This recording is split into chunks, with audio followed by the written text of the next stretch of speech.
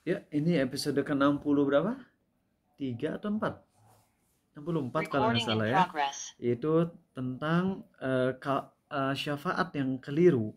Ya, pembahasan tentang syafaat yang keliru.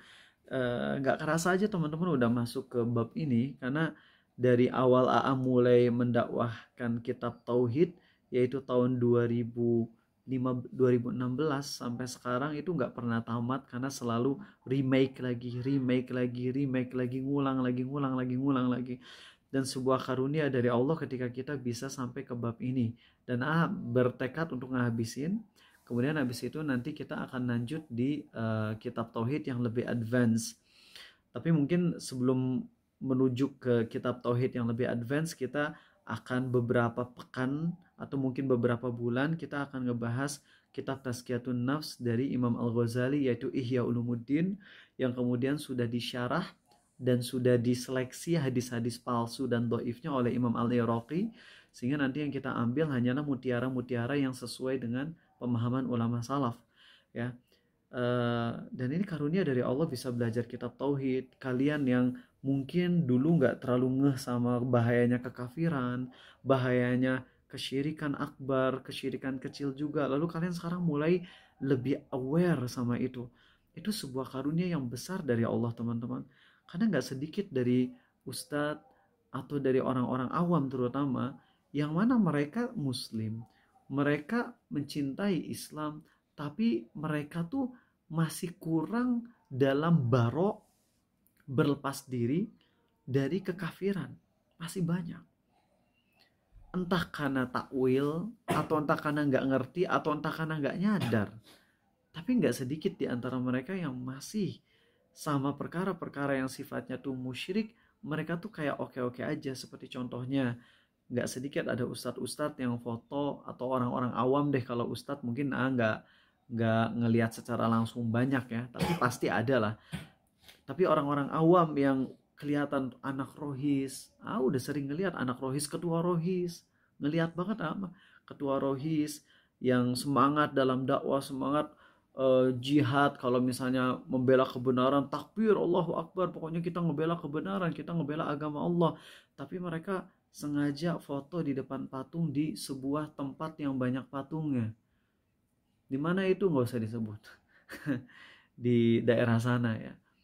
Padahal kan kita nggak boleh menyengaja ke tempat kemusyrikan, kecuali kalau ada uzur syar'i.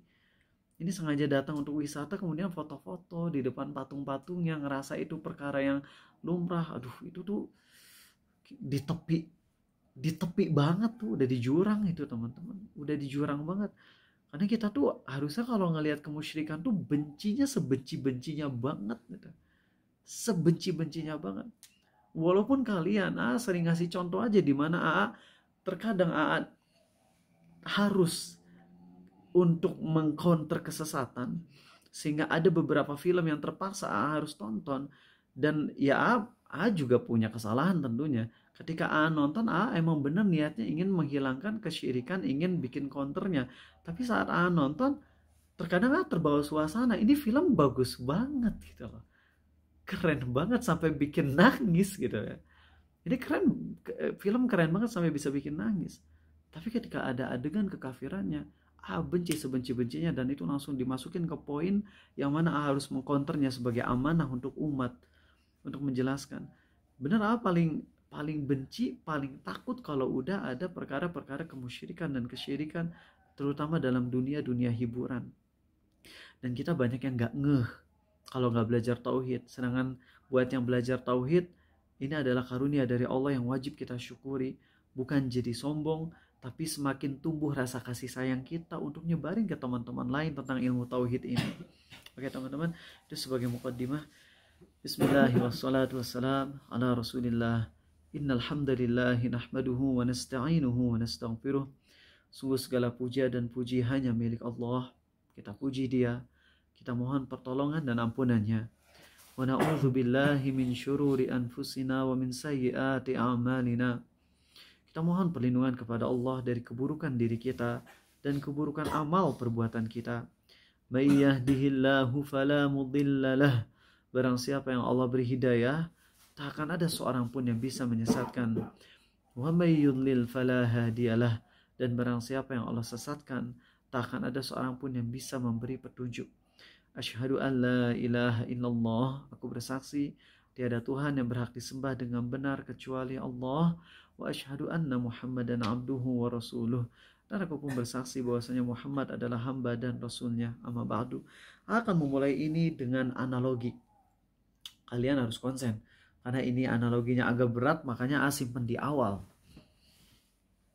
Ada kepala sekolah, oke, ini kepala sekolah yang punya kebijakan untuk ngelulusin siapa dan nggak lulusin siapa. Lawan dari lulusin apa? Tidak lulusin. Harus ada dong. Antonimnya apa? Antonim. Anonim. Antonim ya lawan kata tuh. Apa? Melulus, menggagalkan. Tuh, kalian tuh gimana sih? Juga sama deh. Dari nggak dapet ya katanya. Antara meluluskan atau menggagalkan. Ya kok kita nggak dapet ya katanya. Padahal gampang gitu loh. Meluluskan atau menggagalkan. Ingat, kepala sekolah, dia punya kuasa untuk meluluskan atau menggagalkan. Oke. Kemudian Aziz adalah siswa yang nakal. Maaf ya Aziz, emang nakal Aziz. Oke. Si Aziz anak nakal. Terus si Aziz ini pingin lulus. Oke. Aziz pingin lulus. Ingat ya, ini kepala sekolah punya kebijakan meluluskan atau menggagalkan. Aziz anak nakal, tapi Aziz pingin lulus. Akhirnya Aziz minta bantuan ke guru. Bu guru, tolong dong lobby ke kepala sekolah biar saya dilulusin. Saya berjanji akan bertaubat, misalnya kayak gitu, dari kesalahan-kesalahan saya. Nah, teman-teman, ingat ya, dari kisah tadi itu ada berapa hal yang kita bahas dari tadi? Dari yang tadi kisah Aziz ada berapa? Dua? Satu apa? Meluluskan dan menggagalkan. Bukan. Orangnya. Tiga ya. Tiga, betul. Pertama siapa? Kepala sekolah sebagai pemilik kebijakan ya. Kemudian si Aziz sebagai orang yang minta bantuan ke guru. Dan guru sebagai orang yang diminta bantuanin. Dan ada satu lagi, yaitu apa yang diminta. Apa yang diminta? Dilulusin. Cuman kalau apa yang diminta itu nggak ada bendanya, yaitu lebih ke abstrak gitu. Tapi kalian paham ya yang kita bahas di sini? Ada 4 ya, yaitu si kepala sekolah sebagai pemilik kebijakannya. Kemudian si Aziz sebagai orang yang, atau jangan si Aziz dulu, guru sebagai orang yang nantinya bisa ngelobi gitu.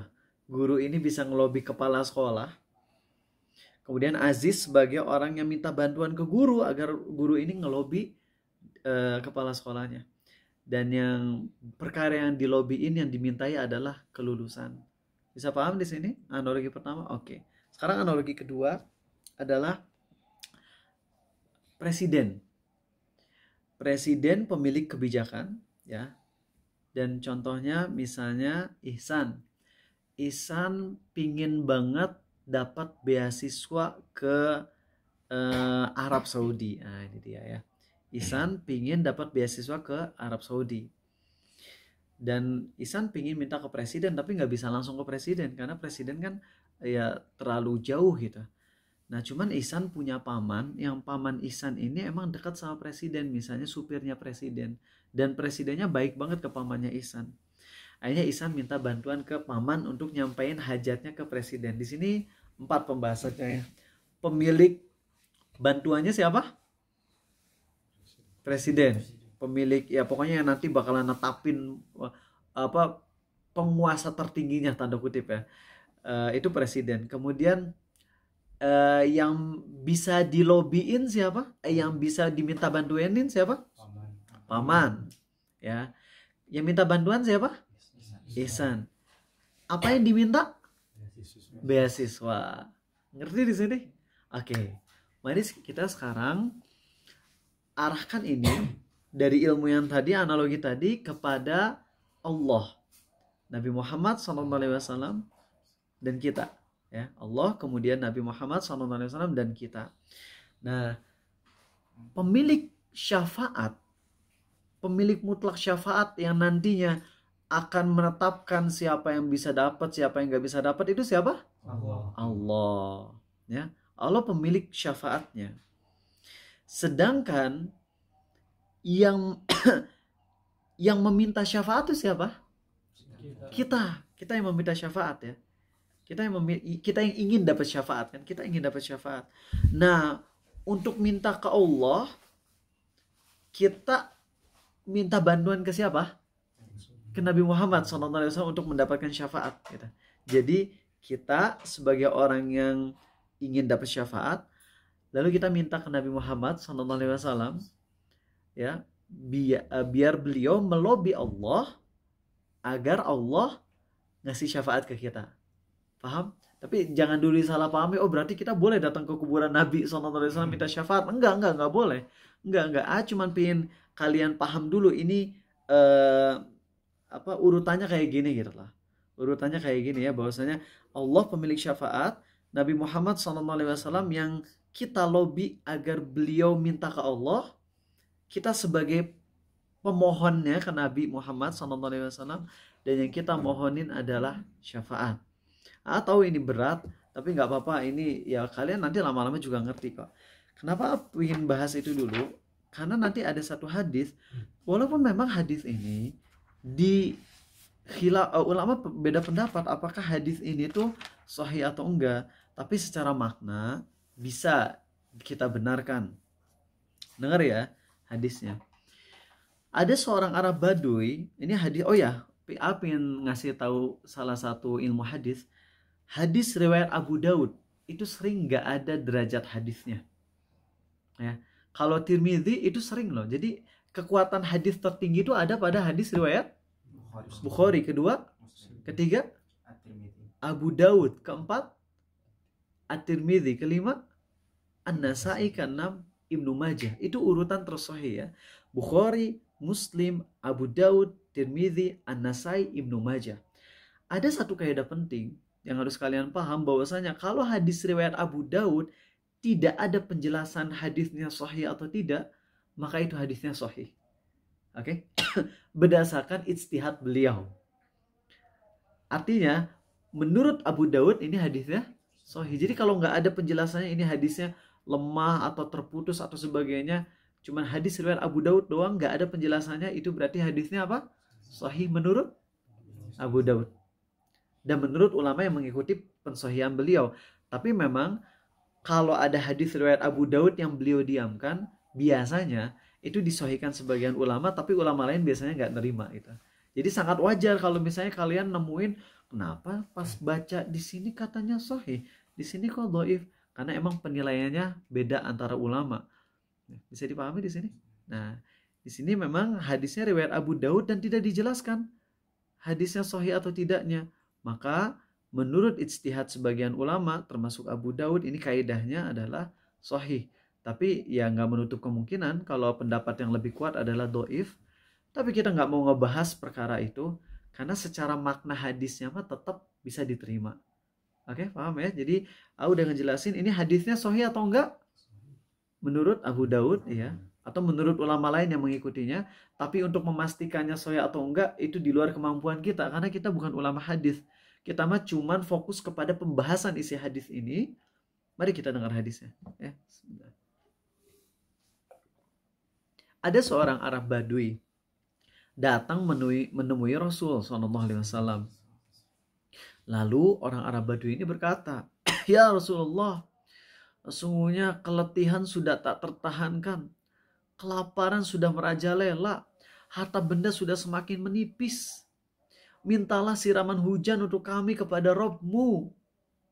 Nah, jadi orang Arab Badui ini bisa nggak langsung minta ke Allah, minta hujan? Bisa. Tapi yang lebih powerful, langsung doa ke Allah atau doa lewat orang yang doanya pasti diijabah? Ya minta lewat orang yang doanya pasti diijabah. Yaitu siapa? Nabi Muhammad SAW. Sehingga perbuatan orang Arab Badui ini benar atau enggak? Benar. Datang ke Nabi SAW, ya Rasulullah, tolong doa ke Allah dong agar diturunkan hujan. Karena ini udah kekeringan di mana-mana, udah merajalela di mana-mana kelaparan. Sekali lagi, yang dilakukan orang Arab Badui ini benar apa salah? Benar. Sampai sini benar. Nah, masalahnya teman-teman, orang Arab Badui ini melanjutkan kalimatnya. Kalau tadi cuma ya Rasulullah minta kepada Allah agar Allah turunkan kami hujan. Kalau sampai situ selesai. Tapi masalahnya orang Arab Badui ini lanjut. Apa lanjutannya? Sungguh kami menjadikan Allah sebagai perantara kepadamu dan menjadikanmu sebagai perantara kepada Allah. Nah, ini kalimat yang bahayanya. Kalau kita menjadikan Nabi Muhammad SAW sebagai perantara untuk doa ke Allah, beliau masih hidup nih ya, beliau masih hidup. Kita pingin hujan, terus kita nggak langsung doa ke Allah, tapi kita datangnya ke Nabi SAW. Ya Rasulullah, tolong doain ke Allah dong, biar Allah turunkan kami hujan. Berarti kita menjadikan Nabi Muhammad SAW sebagai perantara kepada Allah. Boleh nggak? Boleh. Tapi orang Arab Badui ini malah ngomongnya gini, kami menjadikan Allah perantara kepadamu dan menjadikanmu perantara kepada Allah. Ini kalimat yang keliru yang pertama atau yang kedua? Yang pertama itu keliru. Karena Allah mah nggak boleh jadi perantara buat makhluk. Wong Allah Tuhan kita, wong Allah Tuhan yang kita mintai, kita doai, kita sembah. Kok bisa-bisanya Allah dijadikan perantara untuk Nabi Muhammad SAW? Kebalik, Nabi kita SAW yang jadi perantara untuk Allah. Ngerti orang ini? Rada berat ini pembahasannya teman-teman. Tapi kalau kalian paham berarti kalian cerdas, alhamdulillah. Oh ya, pengen di sini ada nggak sih orangnya? Ada salah satu di antara ikhwan teman kita, dia tuh ini teman-teman kena sakit bipolar. Dia nggak ada masalah kok untuk diceritain.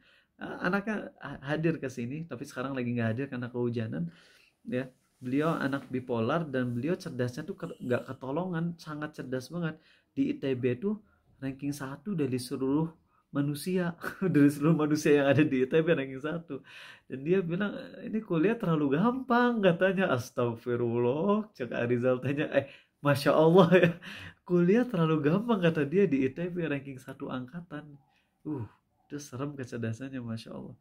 Nah, itu yang kemarin tuh yang pas AA ngomong, agak tricky, tapi dia bisa nangkep. Terus dia nanya ke Ariza pertanyaan yang kemarin tuh. Dan itu salut sama orang-orang yang cerdasnya kayak gitu tuh, salut. Tapi ingat, sekedar kecerdasan doang tidak menjamin kita mulia.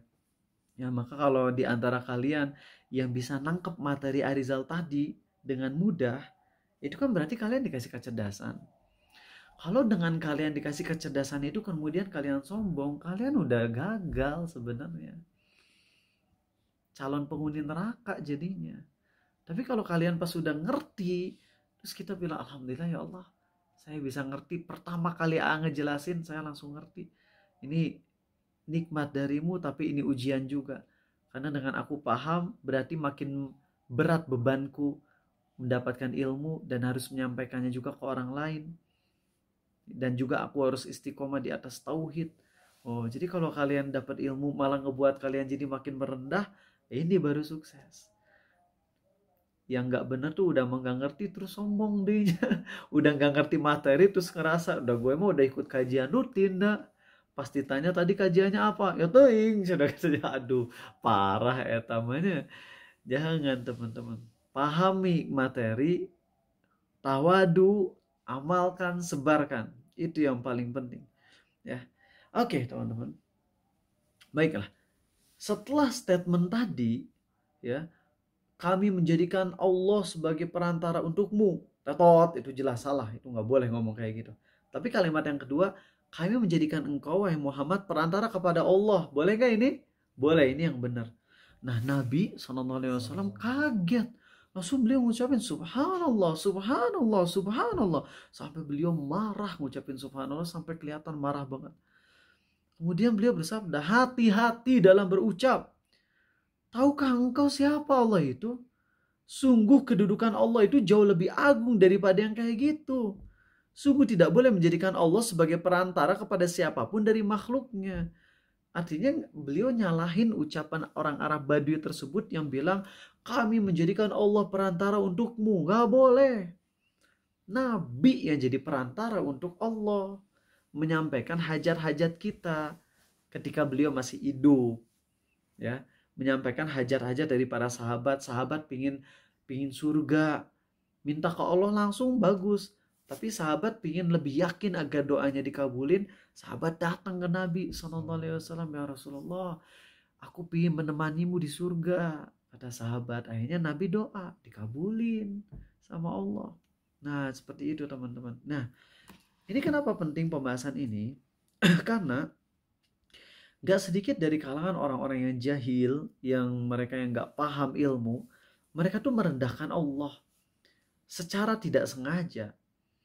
Karena mereka gak ngerti itu masalah ini. Mereka bukan bermaksud menjadikan Allah di bawah Nabi Muhammad SAW, tapi secara statementnya itu adalah statement yang sifatnya perendahan, ya. Walaupun mereka tidak ada niat, makanya mereka nggak kafir dengan ucapan itu, karena mereka nggak ada niat menjadikan Allah di bawah Nabi Muhammad SAW. Ya, cuman tetap aja itu statement yang salah banget, makanya Nabi marahin SAW. Nah, jadi teman-teman, dari sinilah kita harus paham bahwa Allah tuh maha tinggi. Jangan sampai kita merendahkan Allah ke derajat yang tidak semestinya, atau menurunkan Allah dari derajat yang semestinya. Allah berfirman, "Wa ma qadarullaha haqqa qadrih." Mereka tidak mengagungkan Allah dengan keagungan yang sebenarnya, dengan posisi yang semestinya. Ya, sebagaimana orang-orang, kalau ini sampai derajat kafir ya, orang-orang Yahudi yang bilang tangan Allah terbelenggu, Allah tuh pelit, Allah tuh kalah ngelawan Nabi Yakub, kemudian Allah itu ya pokoknya Allah ngantuk, Allah tidur. Kalau itu sih udah kekafiran itu teman-teman. Ya, jadi hati-hati jangan sampai kita seperti itu, ya.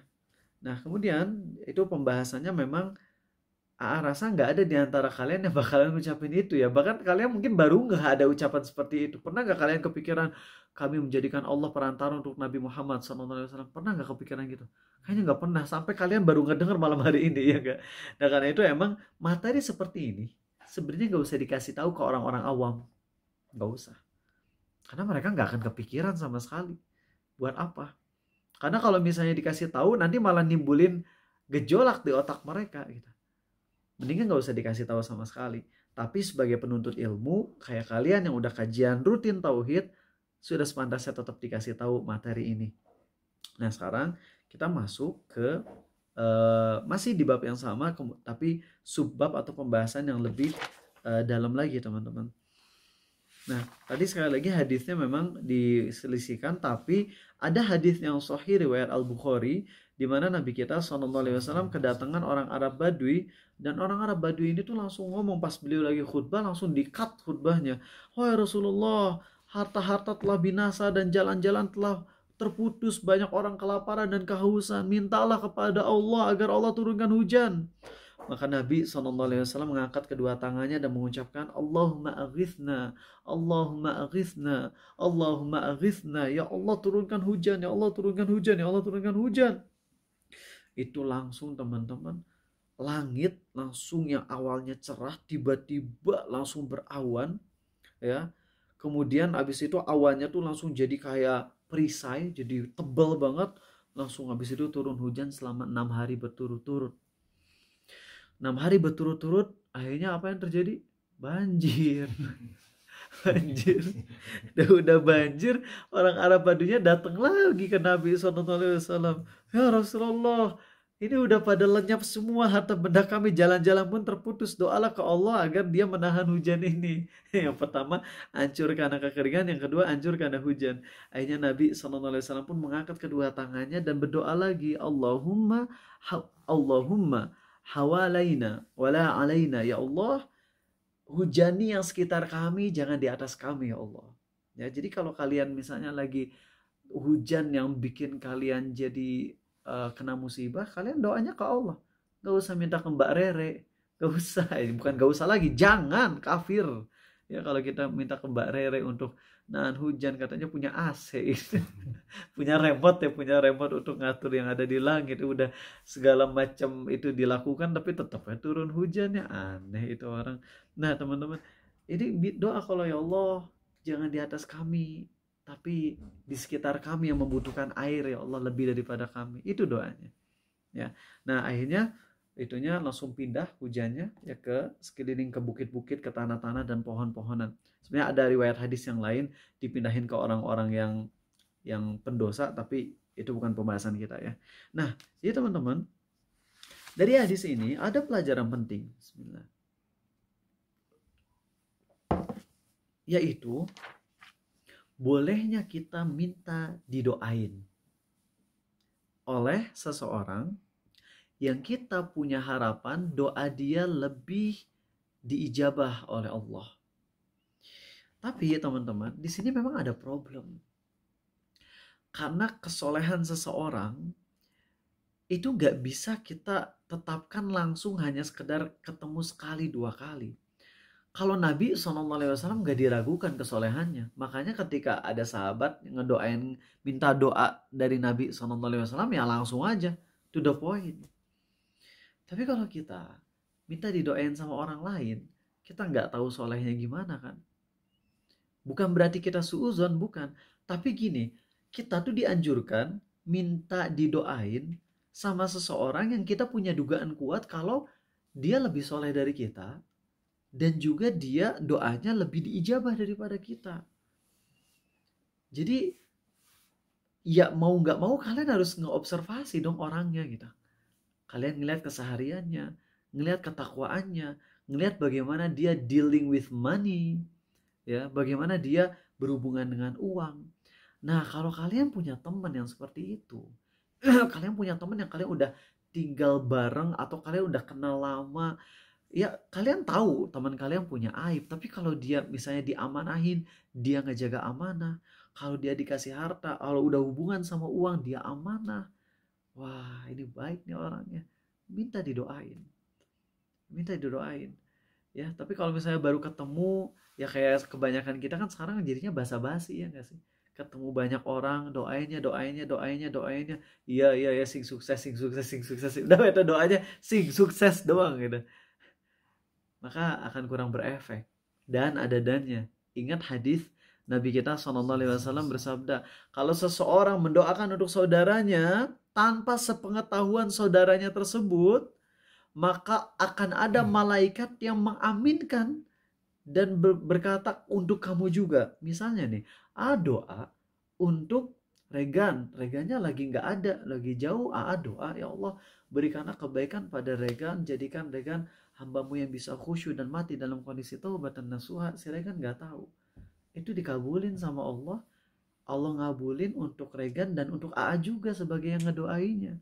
Tapi kalau kita minta didoain, sebagian ulama berkata kita jadi nggak dapat hadis tadi. Misalnya minta Fahri doainnya biar jadi kaya dan berkah. Nanti Fahri ngedoain ya tetap sih bisa diijabah. Cuman yang lebih powerful tuh kalau si Fahri ngedoain Arizal tanpa minta. Karena kalau minta mah berarti tahu kan bakalan didoain sama Fahri, ya, atau asumsi kuatnya bakalan didoain sama Fahri. Sedangkan yang tadi hadisnya tuh kalau seseorang mendoakan orang lain tanpa sepengetahuannya, tanpa diminta, tanpa sepengetahuannya, nah itu yang lebih powerful.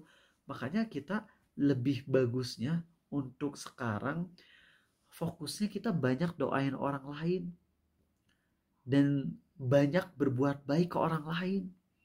Percaya deh, gak perlu banyak minta didoain. Apin ngulang kisah ini teman-teman.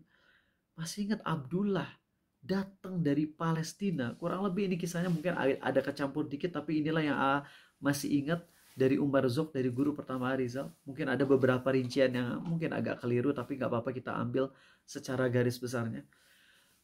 Guru Arizal di Australia cerita tentang bagaimana Abdullah dari Palestina kemudian ke Mekah, dia gaul sama anak-anak nakal, jadilah dia berandalan, SMP bikin geng, SMA bikin geng, lalu kemudian dia nakal. Pas pulang ke rumah, gurunya tuh nelpon ayahnya, ayah Abdullah, anakmu tengkar di sekolah. Langsung pas si Abdullah pulang ditanya sama ayahnya, Abdullah kamu tadi tengkar ya? Abdullah bilang, enggak ya, saya enggak tengkar. Itu ayahnya langsung bilang apa? Kalau kamu bohong, semoga Allah patahkan lehermu. Didoain. Besoknya pergi ke sekolah terus teh mabal. Bareng teman-temannya sama adiknya juga mabal ke kolam renang. Dan itu masuknya bukan dari front gate, bukan bayar tiket, tapi dari pagar belakang. Teman-temannya masuk, selamat. Si Abdullahnya juga selamat. Pas udah jebur ke kolam renang, si Abdullah ini kayaknya mau pamer gitu. Anak parkur, dia pengen loncat ke kolam renang, pengen pamer ke teman-temannya, tapi takdir Allah pas lagi pamer gak ada yang ngeliatin. Kan di situ kadang saya merasa sedih, ya gak sih? Lagi pamer gak ada yang ngeliatin. Itu Abdullah loncat, teman-teman. Gagal. Terus habis itu tengkuknya tuh kena kolam renang, jatuh, kemudian habis itu cacat seluruh tubuhnya. Dari leher sampai bawah tuh cacat. Gak bisa gerak, gak bisa apa-apa.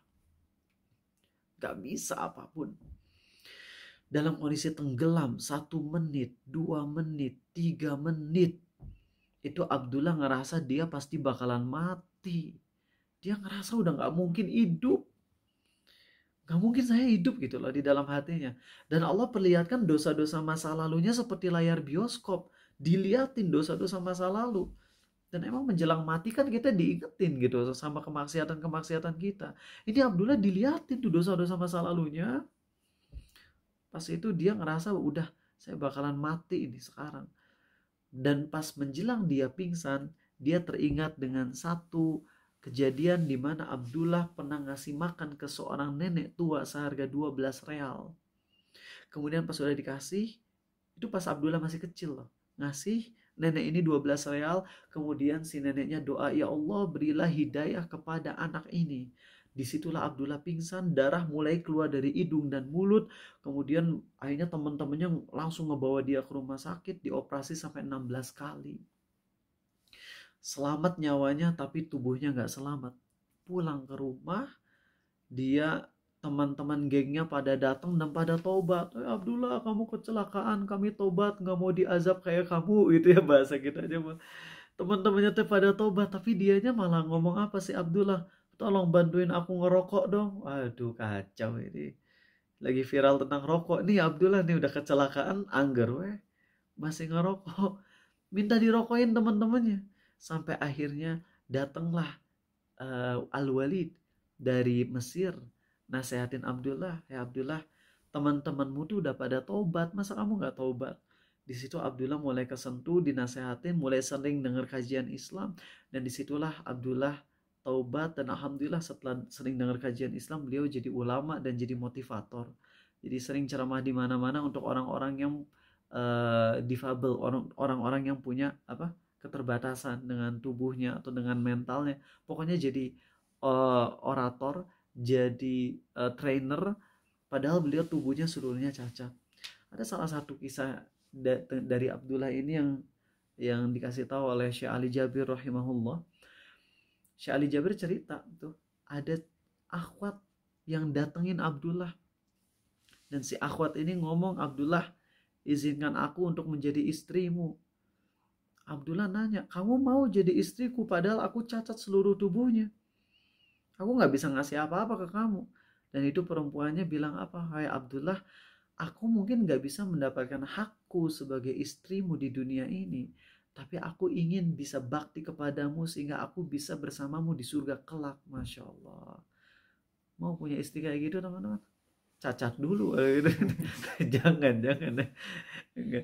Ya pingin punya itu gak harus cacat. Cuman maksudnya itu kan kisahnya Abdullah yang memang udah cacat. Nah itu tuh Abdullah teman-teman dapat hidayah gara-gara didoain sama ibu tua. Dan itu Abdullah kan gak minta didoain saat ngasih sedekah. Ngasih aja. Dan ini jadi pelajaran buat kita. Kita mending fokus berbuat baik. Gak usah minta didoain. Percaya deh. Kalau kita dibaikin, itu tuh, kalau kita baik ke orang lain dan orang tersebut soleh, itu gak usah diminta. Bakalan doa dengan tulus. Bukan bermaksud pamer, tapi tuh gak akan pernah ngelupain kejadian ini. Sebagaimana Tolha bin Ubaidillah itu nggak pernah lupa dengan Ka'ab bin Malik itu nggak pernah lupa dengan kebaikan Tolha bin Ubaidillah. Emang apa yang dilakukan Tolha bin Ubaidillah? Tolha bin Ubaidillah tuh jari-jarinya putus teman-teman ketika perang Uhud. Tahu apa yang terjadi?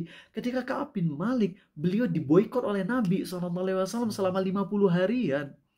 Kemudian turun firman Allah bahwasanya Allah terima taubat dari 3 orang, yaitu dari Ka'ab bin Malik dan juga beberapa 2 orang lagi, Mistah sama bukan Mistah. Ka'ab bin Malik dan 2 orang lagi, Murarah, lupa siapa namanya. Yang jelas Ka'ab bin Malik itu kan diboikot oleh Nabi SAW. Satu kota Madinah tuh nggak ada yang ngajak ngobrol. Gara-gara nggak ikut perang Ka'ab bin Malik. Dan ketika Ka'ab bin Malik diturunkan Allah ke Nabi SAW berita tentang diterimanya taubat 3 orang sahabat yang nggak ikut perang Tabuk, itu Ka'ab kan langsung pergi ke masjid. Pas lagi pergi ke masjid, Nabi kan SAW kan selama 50 hari tuh wajahnya wajah yang menakutkan. Ka'ab bin Malik tuh takut ngelihat Nabi SAW. Takut banget karena beliau sampai senyum dengan sinis. Senyum yang bikin sakit hati Ka'ab bin Malik. Ya karena itu sebuah sanksi sosial gitu. Ya itu bukan berarti Nabi Judas, bukan, SAW. Itu sanksi sosial untuk Ka'ab bin Malik yang gak ikut perang. Padahal lagi butuh personel tentara.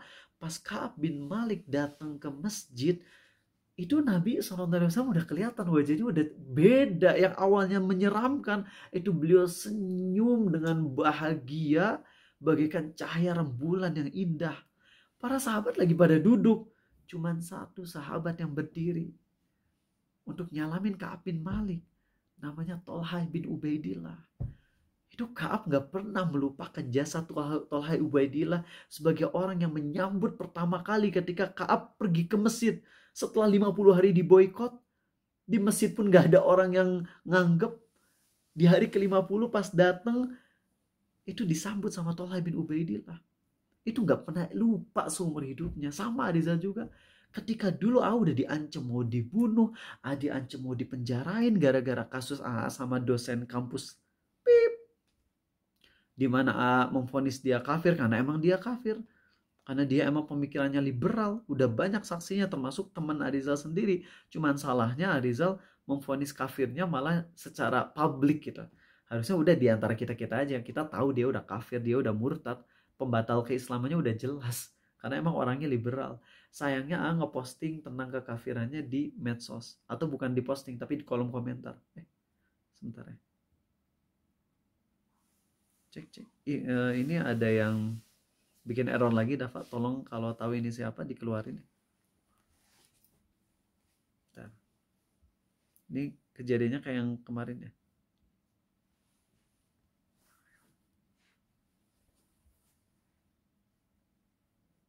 Ini gimana ya balik laginya, Dafa? Ada suara A nggak, Daf? Oke, udah. Udah balik lagi? Oke, baik. Cek. Aman, Dafa? Semuanya aman? Oke. Nggak bisa lupa dengan jasa 2 murid Arizal ini. Yang mana ketika lagi udah diancam mau dipenjarain, bahkan ada yang ngancam mau bunuh dan sebagainya. Terus Arizal disuruh tanda tangan perjanjian permohonan maaf dan juga disuruh narik statement tersebut, tapi nggak bisa narik statementnya karena nggak bohong, benar, yakin di atas kebenaran. Nah itu ketika kalian anak-anak grup ya pada biasa aja gitu, kayak nggak ada respon, tapi ada 2 murid Arizal yang mereka datang gitu ke kampus tersebut. Dan pas udah beres itu problemnya, ke parkiran Darut Tauhid, terus ngeliat ada 2 orang ini. Lah, ngapain kalian kesini gitu? Kalian mau datang emang bisa ngelawan ribuan orang gitu ya? Emang kalian punya kekuatan super apa bisa ngelawan 1000 orang kayak gitu? Terus mereka bilang gini, enggak, kami berdua cuma khawatir sama Arizal. Allahu Akbar. Itu luar biasa loh. Feeling itu tuh gak pernah rasain. Saat lagi tanda kutip terpuruk, walaupun tetap tegar biiznillah, karena yakin di atas kebenaran, punya Allah yang nolong tapi ketika ada Dari sekian murid Arizal, 2 orang yang peduli banget sampai datang. Kami khawatir dengan keselamatan AA. Itu statement yang nggak pernah lupain. Dan nggak usah minta didoain. Karena ketika itu terjadi, kalau itu kejadian sama kalian, kalian pasti akan ngedoain orang-orang tersebut dengan tulus. Jadi fokus kita tuh udah mending banyak baik ke orang lain dan gak usah minta doa. Gak usah. Ya. Boleh nggak minta didoain? Di sini ulama merinci. Kalau kita minta yang akhirnya kita jadi keseringan, kemudian jadi kayak ngemis, doainnya, jangan. Dua, kalau kita minta didoainnya sesekali banget, kemudian kita pun bergantungnya tetap hanya ke Allah, bukan ke orang yang ngedoain kita. Kemudian kita pun diniatkan, saya tuh minta didoain oleh dia dengan tujuan agar kalau dia doa ke Allah, dia pun akan dapat pahala dari ngedoain saya. Nah, kalau 3 poin tersebut terpenuhi, silakan minta didoain. Gak ada masalah. Ya, karena emang ada contohnya, cuman para sahabat gak terlalu sering ngelakuin ini. Lihat bagaimana Nabi SAW bersabda, sebaik-baiknya tabi'in adalah Uwais Al-Qarni. Hadis riwayat Ahmad dengan derajat sahih. Inna min khairit tabi'in Uwais Al-Qarni. Ya, Uwaisan Al-Qarni. Sebaik-baiknya tabi'in adalah Uwais Al-Qarni. Hadis sahih riwayat Ahmad. Jadi kalau ada yang nanya, ai tabi'in teh, eta gelar dari siapa? Dari Nabi SAW. Pertanyaannya kan gini ya, kan tabi'in teh orang yang hidup tapi nggak pernah ketemu Nabi SAW, tapi sebagai sahabat gitu. Tapi kok bisa Nabi SAW bersabda sebaik-baiknya tabi'in adalah Uwais Al-Qarni? Maka jawabannya karena Uwais Al-Qarni itu sebenarnya bisa jadi sahabat. Bisa. Tapi untuk jadi sahabat Nabi SAW tuh harus apa? Harus ngeliat. Bukan ketemu, ngeliat. Walaupun cuma ngeliat 1 detik itu udah jadi sahabat. Uwais Al-Qarni nggak bisa ketemu Nabi SAW karena harus menjaga ibunya yang udah tua. Beliau lebih memilih untuk bakti ke ibunya daripada bertemu Nabi SAW. Dan itu Nabi SAW tahu berdasarkan wahyu dari Allah. Walaupun Uwais Al-Qarni gak pernah ketemu Nabi SAW, tapi udah dijamin sebaik-baiknya tabi'in adalah Uwais Al-Qarni. Dan Uwais Al-Qarni ini kata Nabi SAW, beliau tuh punya beliau punya seorang ibu ya. Dan juga beliau tuh punya penyakit albino. Uwais Al-Qarni punya penyakit albino, dan Uwais Al-Qarni itu kalau dia doa tuh pasti Allah kabulkan. Dan salah satu doa dia adalah, ya Allah sembuhkan aku dari penyakit albino ini, tapi sisakan ya Allah. Sisain. Kenapa? Karena dengan disisain penyakit albinonya, maka Uwais Al-Qarni setiap ngelihat sisa albino tersebut jadi ingat dengan nikmat Allah yang udah nyembuhin dia. Ini luar biasa. Kalau kita kan pingin sembuh total gitu ya, ini mah pingin disisain sedikit aja. Biar apa? Biar kalau ngelihatnya jadi ingat sama nikmat Allah. Masya Allah. Nah itu teman-teman kata Nabi SAW apa? Mintalah kepadanya agar dia memohonkan ampun untuk kalian. Maaf, ini ucapan Umar. Ya.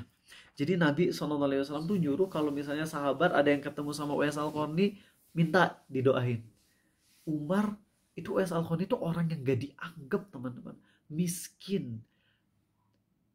Tukang ngambilin sampah. Untuk makan aja harus nyari dari tong sampah. Sampai pernah makan di sebelahnya Uwais Al-Qarni, di seberangnya anjing sama-sama lagi makan di tempat sampah. Orang gak ada yang peduli. Tapi ketika Umar bin Al-Khattab tahu posisi Uwais Al-Qarni di mana, itu Umar marah dan nyuruh pemerintah yang ada di daerah Uwais Al-Qarni untuk memuliakan Uwais Al-Qarni. Tapi Uwais Al-Qarni gak mau. Gak mau, udah jangan biarin aku jadi terkenal, gak mau. Dan itu Uwais Al-Qarni ketika didatengin sama Umar, Umar bilang apa? Uwais doain aku agar Allah mengampuni dosaku. Uwais bilang apa? Harusnya aku yang minta didoain oleh engkau. Engkau kan sahabat gitu loh. Lihat bagaimana tawadunya Uwais Al-Qarni teman-teman. Ini luar biasa banget ya teman-teman. Semoga jadi pelajaran buat kita bahwa Inilah yang harus kita lakukan dalam masalah meminta doa dari orang soleh tadi ya, rinciannya udah sampaikan. Nah kemudian ada poin selanjutnya sebelum masuk ke sesi tanya jawab, menjadikan Nabi SAW sebagai wasilah. Kalau tawasul tuh bahasa simpelnya doa ke Allah biar lebih diijabah gitu. Caranya dengan datang ke Nabi SAW, minta didoain, datang ke orang soleh minta didoain. Itu hanya boleh ketika masih hidup. Adapun setelah wafat, maka nggak boleh. Ada orang yang dianggap soleh meninggal terus kita datang ke kuburannya minta didoain, itu nggak boleh. Karena dia udah meninggal. Dan secara logika tuh nggak masuk akal ya. Kalau orang yang katanya soleh udah meninggal, kita malah datang ke kuburannya untuk minta didoain sama dia. Terus ngapain ketika dia meninggal kita sholatin, ya nggak? Kenapa dia nggak sholat sendiri aja di dalam kubur, ya gak sih? Kan dia soleh. Dia kan soleh, dia kan doanya diijabah. Kenapa dia nggak sholat sendiri aja di kuburan? Jadi kita mandiin aja, kita kafanin, kita kuburin, terus kita kabur udah. Nggak usah sholatin gitu, nggak usah nggak usah didoain. Malah kita yang butuh didoain gitu. Logikanya kan gitu. Jadi kalau ada orang yang udah meninggal, sesoleh apapun, jangan datang ke kuburannya untuk minta didoain. Termasuk Nabi kita SAW, beliau telah wafat, tapi kita nggak boleh datang ke kuburan beliau kemudian minta didoain oleh Nabi SAW. Walaupun di sini ada khilaf ulama, ya ada khilaf ulama karena Nabi Muhammad itu SAW walaupun udah dikubur, tapi kan dalam hadis yang sahih para nabi itu sebenarnya nggak mati gitu. Ya walaupun secara jasad mati, tapi di kuburan mereka hidup. Akhirnya sebagian ulama berpendapat boleh. Khusus ke Nabi Muhammad SAW, kita datang ke kuburan beliau terus minta ke beliau untuk didoain. Tapi enggak memilih pendapat ini. Ini pendapat yang sangat tepi jurang banget gitu. Ini tepi jurang dalam artian ini, aduh, kalau orang-orang yang nggak ngerti, nanti malah datang ke Nabi Muhammad SAW bukan minta didoain, tapi malah datang ke Nabi SAW terus malah minta langsung gini. Kalau datang ke Nabi SAW yang udah wafat, kemudian kita bilang, wahai Rasulullah, Allah lah Tuhan kami, tolong ya Rasulullah doain biar Allah lunasi hutang-hutangku. Itu memang masih diperbolehkan sebagian ulama. Tapi orang-orang awam nanti nggak kayak gitu. Malah datang ke Nabi Muhammad SAW kemudian bilang apa? Ya Rasulullah lunasi hutangku. Kalau itu kafir jelas. Kafir akbar kalau kayak gitu.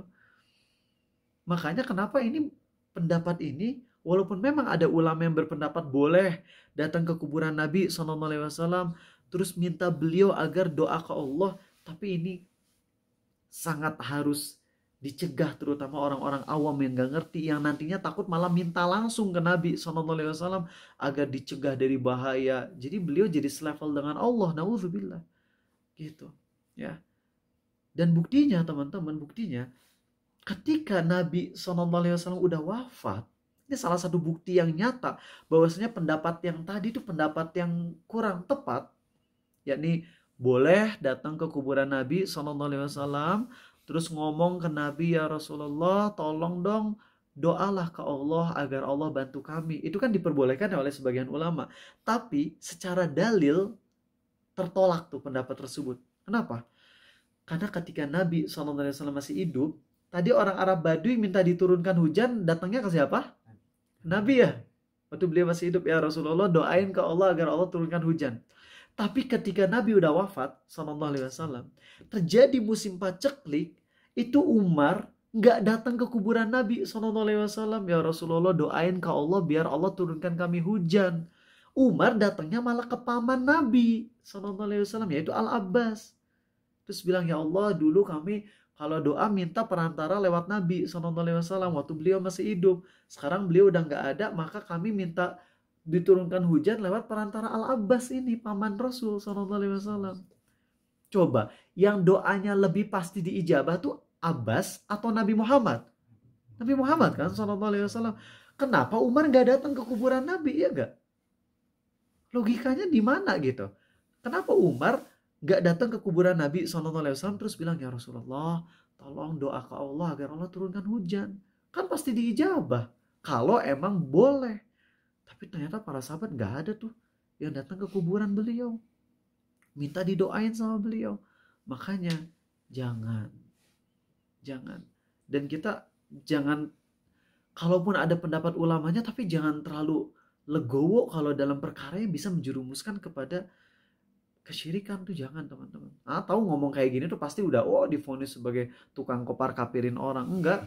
Ini mah menyampaikan aja. Coba kalau kalian yang masih punya akal logika, kalian akan ngeh sama gini. Kalau nyebut nama gubernur boleh gak sih? Udah gak jadi gubernur, Ahok deh, sebut aja. Tahu nggak, Ahok pernah ngomong, ini kenapa sih orang-orang yang ngakunya Islam datang ke kuburan terus minta-minta ke kuburan, bukannya itu musyrik? Masya Allah, Ahok bilang gitu. Setuju Arizal dalam poin itu. Adapun dalam poin yang lainnya ya jelas, enggak lah. Cuman poin itu ketika Ahok bilang ini orang-orang yang ngakunya Islam datang ke kuburan minta-minta ke orang mati, bukannya itu musyrik? Terima. Ya kalau kebenaran terima dari siapa aja, tapi nggak boleh kajian minta berguru ke Ahok, yang nggak bisa, karena kan beliau bukan orang Islam. Sebagaimana Dajjal kafir ngaku Tuhan, tapi Dajjal ngomong ke Tamim Ad-Dari, sudah sebaiknya orang-orang patuh kepada Nabi Muhammad SAW.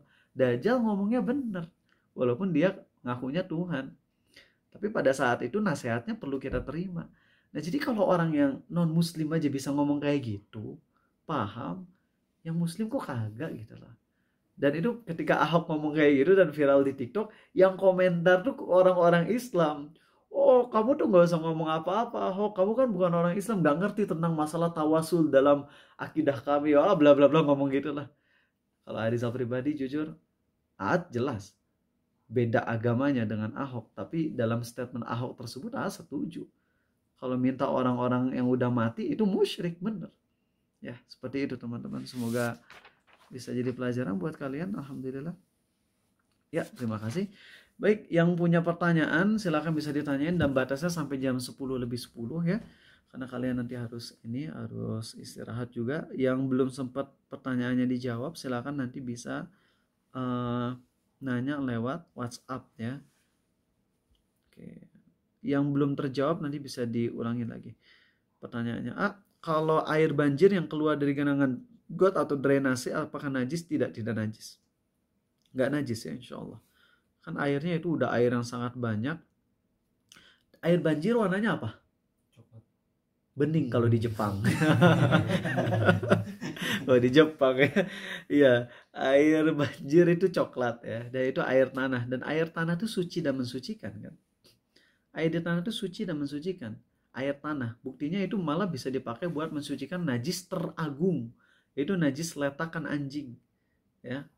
Najis jilatan anjing bisa disucikan, yang pertamanya adalah dengan air yang tercampur tanah sampai coklat, sehingga air yang ada di banjir itu bisa dipakai wudhu, bisa dipakai mandi junub, bisa ya.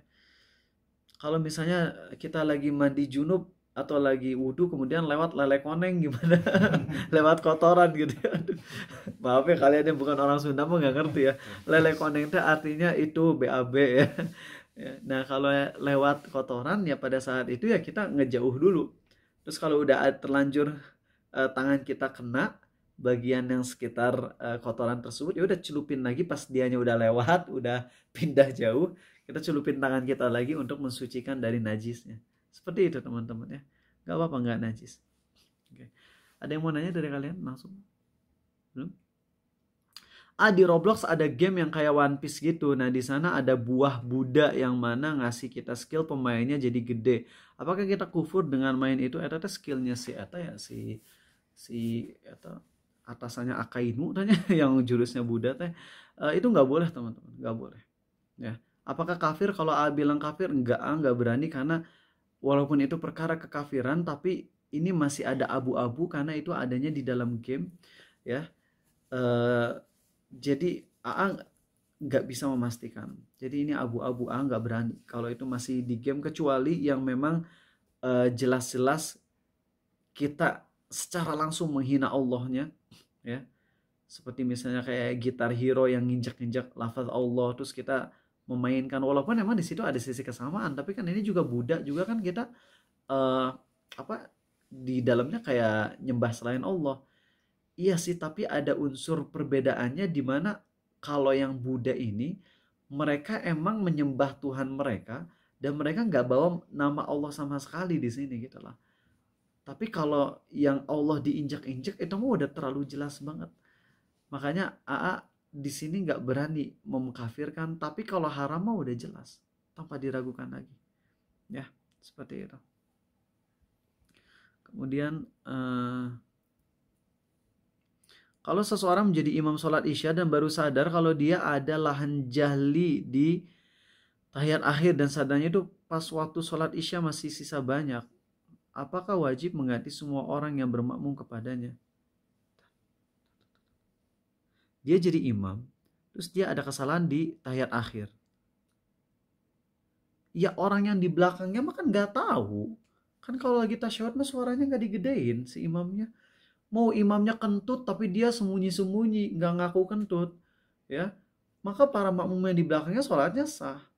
Nggak ada masalah yang di belakangnya. Tapi kitanya harus ulang lagi sholatnya dan harus tobat. Kalau kita udah kentut malah ngelanjutin sholatnya. Nah teman-teman, jadi itu kan nggak apa-apa untuk para makmumnya. Oh ya, pengen ngasih skill, bukan skill, ilmu baru buat kalian yang mungkin dulu sempat melalaikan sholat isya secara tidak sengaja. Ingat, tidak sengaja. Kalau yang tidak sholat secara sengaja dosa nggak? Dosa, bahkan kafir loh. Tapi kalau yang nggak sholat atau sholat tapi ada kesalahan, karena misalnya dulu, ingat banget dulu pas isya saya tuh sholat nggak punya wudhu. Kita tuh teringat banget karena itu kejadiannya tuh kejadian yang sangat monumental buat hidup kita, nggak bisa kita lupakan. Sehingga secara spesifik sholat isya yang itu teh saya teh salah. Tapi baru keingetnya sekarang dan saya belum mengkodo. Kalian boleh mengkodo di belakang orang yang lagi sholat taraweh. Kita jadi makmum, imam sholat taraweh. Kudu konsen ya. Sholat tarawehnya mau yang berapa rakaat nih? 2. Contoh yang 2 dulu ya. Imam sholat 2 rakaat ya. Oke, tarawehnya. Dan kita sholat berapa rakaat? 4, karena kan kita sholat isya. Kita sholat isya 4 rakaat, imam sholat 2 rakaat taraweh. Teh boleh jadi makmumnya. Kita sholat 2 rakaat awal bareng sama imam. Terus habis itu pas rakaat kedua, apa yang dilakukan imam? Salam kan ya? Kalau kita ngapain kalau imam salam? Masih di posisi tasyahud. Kita di posisi tasyahud. Ya berdiri lah buat lanjut rakaat ketiga. Ya gak sih? Kalian ngerti kan kalian? Ini imam 2 rakaat, kita makmum 4 rakaat. Imam 1, makmum sisa berapa? 3 lagi rakaatnya. Imam habis 2 rakaat, berarti makmum sisa berapa rakaat lagi? 2. Nah, imam kan salam. Berarti yang makmum yang lagi sholat isya ini berdiri kan ya, untuk lanjutin yang 2 rakaat lagi. Nah, si makmum ini ketika dia lagi berdiri buat ngelanjutin rakaat ketiga, terus kan imamnya bangkit lagi untuk sholat lagi 2 rakaat yang baru ya, takbiratul ihram lagi, Allahu Akbar. Nah pas imam lagi takbiratul ihram untuk 2 rakaat selanjutnya, kita yang tadi udah terpisah dari imam boleh gabung lagi. Boleh gabung lagi. Ngerti gak kalian? Jadi nggak perlu nungguin. Nggak perlu nunggu. Iya. Nunggu berdiri imam lagi. Ya, imam kan berdiri lagi buat rakaat ketiga dan kita langsung gabung lagi. Jadi pas kita lagi rakaat ketiga itu kita langsung gabung lagi. Nah ini landasannya adalah satu hadis yang sahih di mana Nabi SAW tuh datang telat pas sholat. Abu Bakar udah jadi imam, kemudian Nabi SAW baru datang. Ketika beliau baru datang, beliau langsung di saf pertama, itu beliau takbiratul ihram, Allahu Akbar, lalu kemudian Abu Bakar mundur dan beliau jadi imam. Jadi ini lucu, imamnya lebih telat daripada makmum. Imamnya masbuk. Kalau makmum masbuk wajar ya, tapi kalau imam masbuk gimana? Kan lucu, iya gak sih? Dan ini bisa diterapkan karena ada hadisnya. Ini rada-rada ribet, harusnya kajian besok pagi sih, cuman gak apa-apa lah ini biar dapat ilmu dari kalian, biar kalian dapat ilmu. Jadi gak ada masalah kalau misalnya imam masbuk. Misalnya kasusnya tuh AA tuh imam masjid, tapi AA datangnya telat. Akhirnya si Dirli ngimamin inisiatif karena Dirli itu pengganti AA. Dirli jadi imam, sholat duhur misalnya 2 rakaat, Allahu Akbar. Setelah tasyahud awal, Dirli bangun rakaat ketiga kan, AA baru datang.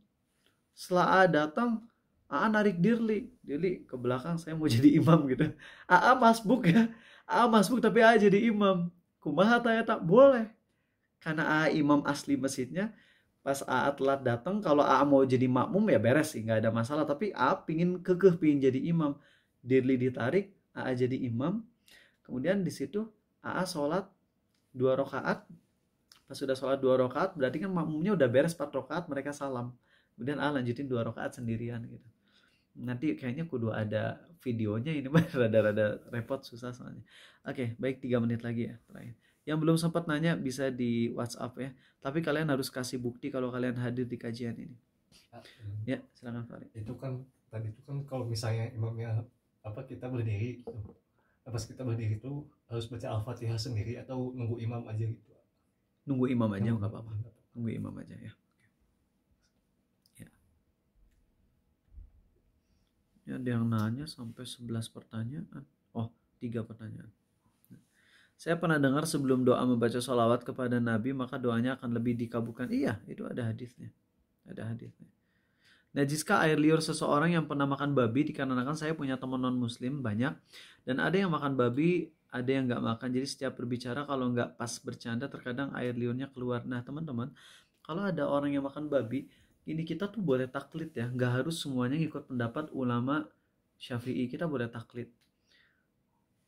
Kalau kalian benar-benar ngikut pendapat Imam Syafi'i, ya, atau pendapat mazhab Syafi'i, mau ngomong aja jujur ke kalian ya, kalian gak boleh makan bareng sama Arizal selamanya.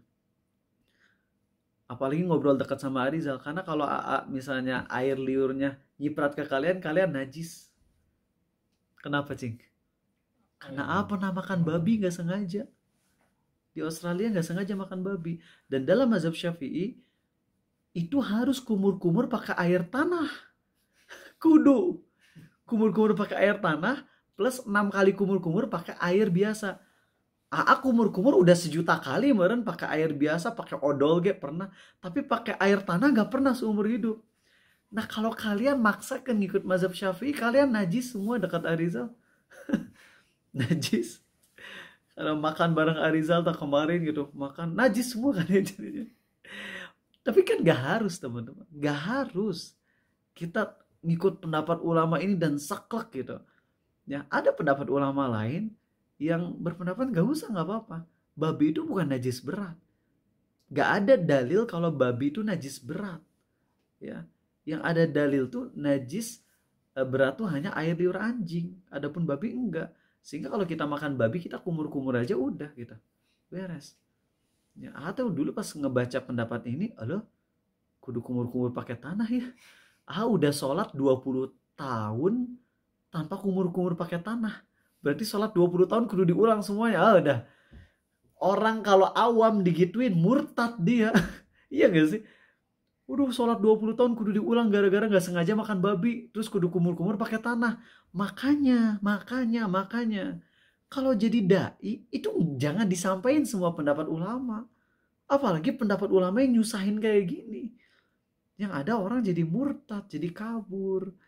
Harus pinter-pinter ngasih tahu pendapat. Bahkan ketika kita megang pendapat A yang kuat, tapi kita tahu nih, kalau disampaikan pendapat A, orang ini bakalan stres berat. Gak ada masalah. Sampaikan ke dia pendapat B. Padahal kita sendiri gak ngikut pendapat B. Itu gak masalah. Tapi cukup buat dia aja. Jangan kemudian diviralin, enggak. Sebagai contoh teman-teman, cenderung ke pendapat kotoran cicak tuh najis. Itu pendapat yang yakini. Dan semua orang yang tinggal di rumah Arizal wajib ikut itu.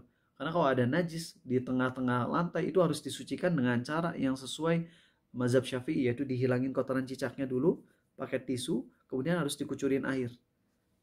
Itu wajibkan semua orang yang ada di sini. Tapi ada orang-orang yang tinggal di luar sana, yang mana rumahnya tuh sarang cicak. Dimana cicak tuh di mana-mana, dan mereka udah stres, mereka udah depresi gara-gara kotoran cicak. Gak ada salahnya sampaikan ke mereka pendapat ulama lain bahwasanya kotoran cicak tuh suci. Tenang aja, karena kalau dia disampaikan kotoran cicak najis, dia bisa murtad, bahaya. Nah itulah kenapa konsultasi itu penting. Dan yang dikonsulin harus paham yang namanya kayak gini. Bedain antara fikih dengan fatwa, itu beda. Fikih saklek, fatwa kadang kita harus luas. Gitu. Paham di sini ya? Oke, baik, terima kasih teman-teman semua. Sampai ketemu lagi besok pagi ya, jam 5.30 insyaallah. Subhanakallahumma wa bihamdik, asyhadu an la ilaha illa anta astaghfiruka wa atubu ilaik. Assalamualaikum warahmatullahi wabarakatuh.